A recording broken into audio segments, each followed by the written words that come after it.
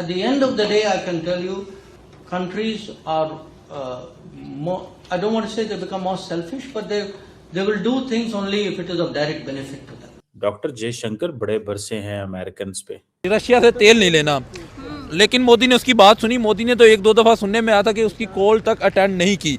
ये इससे पता चलता है कि मोदी को अब ट्रंप की जो ये धमकियां थी ना, उससे कोई फर्क नहीं पड़ता। इसीलिए उनको कोई भाव नहीं देता, नोबडी केयर्स फॉर इट। तो इसीलिए मोदी जी उनसे मिलना बंद कर दिया, उनसे बात करना बंद कर दिया, और वो वाशिंगटन बुलाया तो भी मोदी जी गए नहीं उधर। और तो और हम व्लादिमीर पुतिन को यहाँ बुलाया, उसको रेड कार्पेट वेलकम दिया, और इसको जहां खुजली होना है, जहां मिर्ची लगनी है, वहां लग गई डोनाल्ड ट्रंप को। तो खौफ और डर इंडिया को नहीं है, जयशंकर को नहीं है।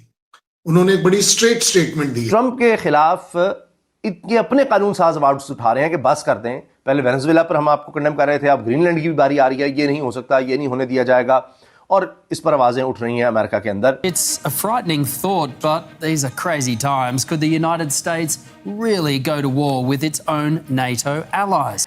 तो अब वो कह रहे हैं कि जी ये तो फिर अब 32 ममालिक का इत्तेहाद नेटो, उसका क्या बनेगा? जिस दिन अमेरिका ने कार्रवाई की, नेटो खत्म समझें। जो कन्वर्सेशन की है, ठीक है जी, वो उसको आप देखें कि जी आप हमें तो बड़े लेक्चर देते हो, खुद वेनेजुएला में क्या किया है। अगर जयशंकर साहब ने बेखौफ होकर बेबाकी के साथ ये स्टेटमेंट दी है कि दुनिया के कंट्रीज कहते कुछ और हैं, करते कुछ और हैं। जय हिंद दोस्तों, a very warm welcome to Hindustan special channel. भारतीय विदेश मंत्री एस जयशंकर ने अमेरिका की दोहरी नीति पर टिप्पणी की है। उन्होंने कहा, कुछ देश दूर बैठकर भारत पाकिस्तान तनाव पर चिंता जताते हैं और मुफ्त की सलाह देते हैं, लेकिन अपने इलाके में होने वाली हिंसाओं पर ध्यान नहीं देते। जयशंकर ने यह टिप्पणी लक्समबर्ग में भारतीय समुदाय के साथ बातचीत के दौरान की। उन्होंने मई 2025 में हुए ऑपरेशन सिंदूर का उदाहरण देते हुए कहा कि अप्रैल में पहलगाम में हुए आतंकी हमले के जवाब में भारत ने पाकिस्तान में आतंकी ठिकानों और सैन्य स्थलों पर हमला किया। उस दौरान कई दूर के देशों ने तनाव बढ़ने की चिंता जताई और भारत को संयम बरतने की सलाह दी। ये देश ये नहीं देखते कि वह खुद क्या कर रहे हैं, और ये नहीं सोचते कि उनकी गतिविधियां बाकी दुनिया को कितनी चिंता देती हैं। विदेश मंत्री ने स्पष्ट किया कि जो देश भारत के साथ सकारात्मक और सहयोगी रवैया अपनाते हैं, उनके साथ हम उसी तरह व्यवहार करेंगे, लेकिन जो पाकिस्तान जैसी हरकतें करते हैं, उनके साथ अलग तरीके से निपटा जाएगा। डॉक्टर जयशंकर बड़े बरसे हैं अमेरिकन पे। कहते हैं कि हमें तो ऑपरेशन सिंदूर पे कहते थे कि जनाब हम बड़े परेशान हैं आपके बारे, तो ये होगा वो होगा, और अब जो कुछ उन्होंने वेनेजुएला में किया है, इस पे वो कह रहे हैं कि हम भी बड़े परेशान हैं। कैसे देखते हैं? और वो कह रहे हैं हमें फ्री एडवाइस देते हैं। और दूसरा ये है कि वो कह रहे हैं उनके अपने मुल्क में, अपने इलाके में क्या हो रहा है। अगर खौफ होता यूएस का या ट्रंप का, तो इस तरह की बात कोई बोल ही नहीं सकता। खौफ और डर पाकिस्तान को जरूर हो सकता है, क्योंकि वो कभी ट्रंप के खिलाफ नहीं बोल सकता, नोइंग फुली वेल कि ट्रंप को किसी दूर दूर तक सपने में भी नोबेल पीस प्राइज नहीं मिल रहा है। बट फिर भी अकेला एक कंट्री है जो बोलता है कि नहीं जी शायद मिल जाए, हम तो रिकमेंड करते हैं।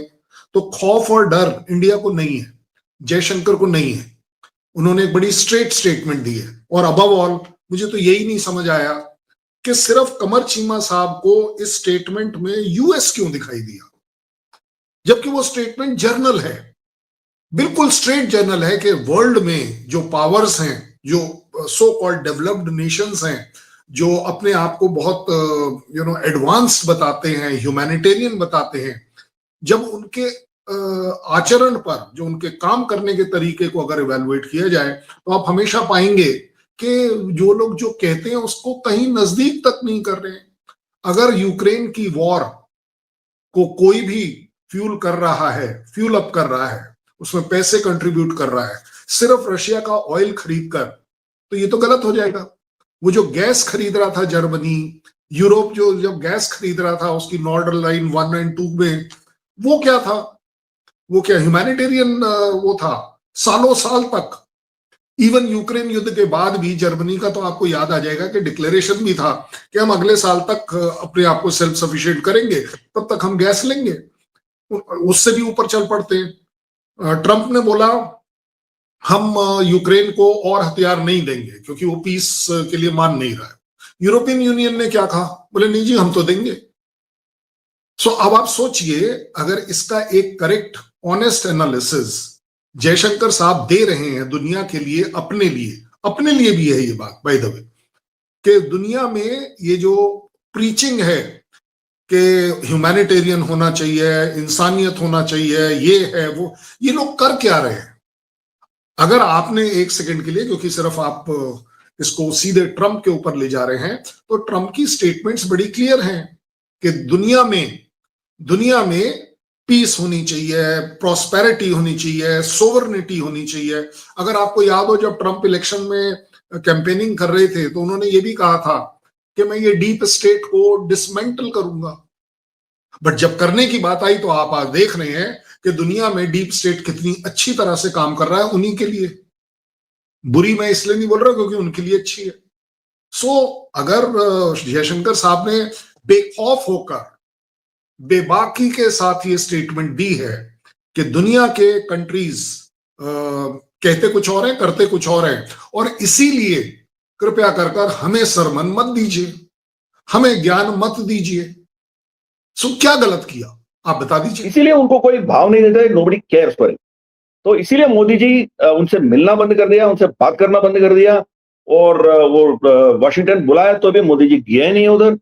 और तो और हम व्लादिमीर पुतिन को यहाँ बुलाया, उसको रेड कार्पेट वेलकम दिया, और इसको जहां खुजली होना है, जहां मिर्ची लगनी है वहां लग गई डोनाल्ड ट्रंप को, और खुद ट्वीट किया कि अब भारत हमारे हाथ से निकल गई, और फिर वो रशिया और चाइना के गुट में चला गया, हम कुछ नहीं कर सकते करके वो खुद ट्वीट किया। और एक बार ट्वीट करता है कि डेड इकोनॉमी भारत का करके ट्वीट करता है। हु केयर्स ना, we are the fastest growing, G20 में फास्टेस्ट ग्रोइंग इकोनॉमी भारत है, फिर भी वो बोलते रहता है। मगर डोनाल्ड ट्रंप जो है वो ट्रांसैक्शनल बंदा है, वो ना दोस्ती रखता है ना दुश्मनी रखता है हमसे। वो ना दोस्त, हमारी कोई दोस्त नहीं है, ना हमारी दुश्मन है। एक प्रेशर डाल के हमें कंट्रोल करने का कोशिश करता है, और प्रेशर के उनके दबाव में आते हैं तो खुश, नहीं आते हैं तो हमारे सामने गिड़गिड़ाते हैं। ये उनका स्टैंडर्ड पैटर्न है। शी जिनपिंग ने उसको धमका दिया, उनको पूरा उनके जो कॉर्न और सोयाबीन का इंपोर्ट जो था वो बंद कर दिया चाइना ने। फिर जो एक्सपोर्ट करना था रेयर अर्थ मिनरल्स, उसको बंद कर दिया। जब तीनों बंद हो गए थे तो ठिकाने पे आ गया डोनाल्ड ट्रंप। फिर सब इनके जो भी टैरिफ वॉर 1 साल के लिए टाल दिया वो। तो जिसके पास शक्ति है उसको यह मानता है। व्लादिमीर पुतिन को बुलाया, अलास्का में बुला के उनसे बात किया। आज पुतिन और ट्रंप दोनों ही बात कर रहे हैं, ना ये यूक्रेन को कोई भाव दे रहे हैं, ना यूरोप को कोई भाव नहीं दे रहा है। तो इनका बर्ताव वैसे ही है, इसीलिए मोदी जी ने उसको कंप्लीटली इग्नोर कर दिया। चलो तो बकवास बोलते रहो, हमें कोई लेना देना नहीं है, उससे कोई फर्क नहीं पड़ेगा, हम जो करना है करेंगे। अब देखिए नवंबर का जो आंकड़ा निकल के आए हैं उसमें टेक्सटाइल इंडस्ट्री का एक्सपोर्ट हमारी 7.4% बढ़ी है।